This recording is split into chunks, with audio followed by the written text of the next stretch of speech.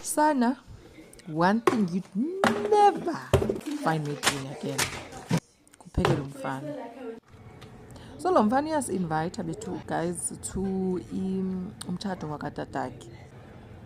And njengoba nje isi-invite nje, mna ndiya as part of obviously the girlfriend and the friend your sister yakhe. So it's fine, we get there.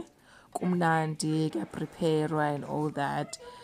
And then ndidrotsha off phaa kulo nkosikazi ke katata apho azophuma khona.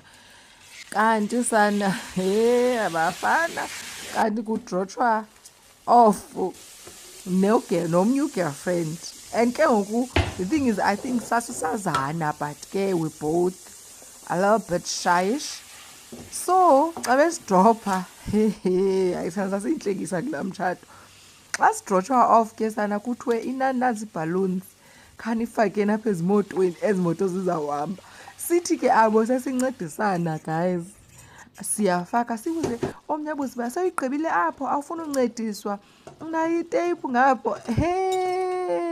Okay, fast forward, silandwe guys siye eholweni.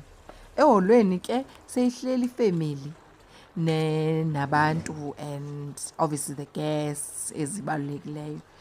And then ke ngoku mna nogel asinandawo.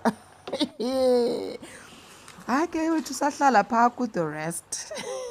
Sahlala, sancokola, and then ke ngoku abasisi balapha emveni kwethu njengoba sihleli ku-the rest bayakrwecana uba yhu akasemhle lo mfana. Nathi sikrwecane kuthethwa ngomntu wakho. Bethuna